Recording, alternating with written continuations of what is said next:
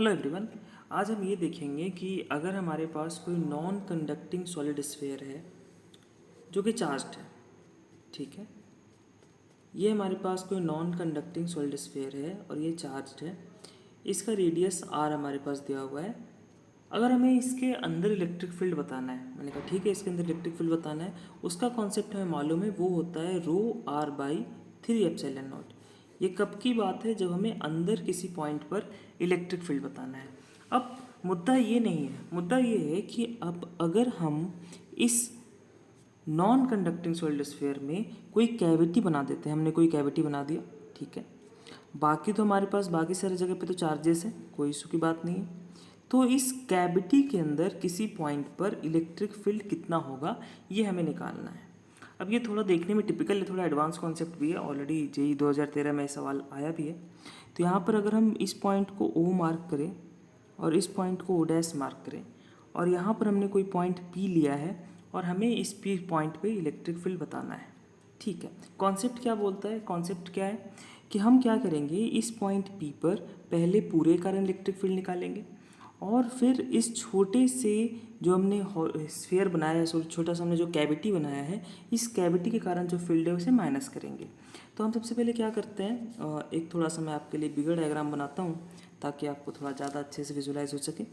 तो यहाँ पे हमारे पास ये चार्ज है, मैंने कहा ठीक है। इसके अंदर हमारे पास यहाँ पर सेंटर O है और ये जो कैविटी है इसका सेंटर O डैश है और यहाँ पर पॉइंट P है जहाँ पे हमें इलेक्ट्रिक फील्ड बताना है। तो हमने यहाँ पे कुछ वेक्टर्स डिफाइन किए हैं। एक तो हमारा ये वाला वेक्टर है O डैश, ठीक है।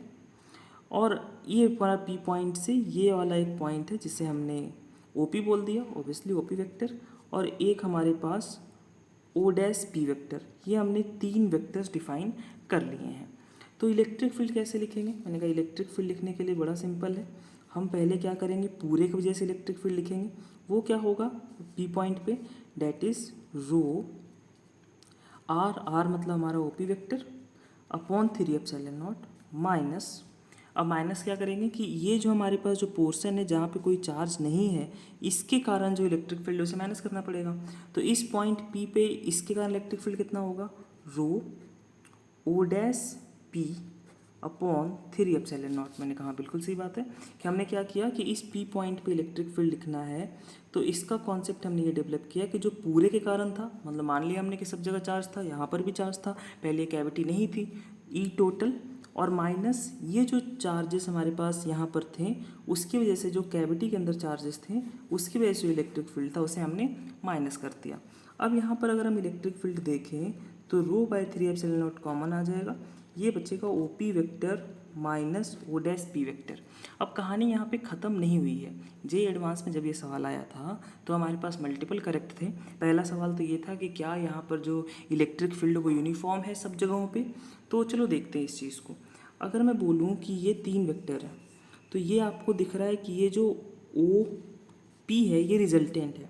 तो हम OP वेक्टर को कैसे लिख सकते हैं?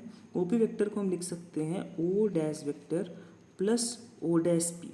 अब देखो यहाँ पे OP minus O dash P बना था, तो अगर मैं OP vector minus O dash P vector लिखूँ तो ये हमारे पास क्या बन गया, O वेक्टर बन गया। मैंने कहा बिल्कुल O वेक्टर बन गया।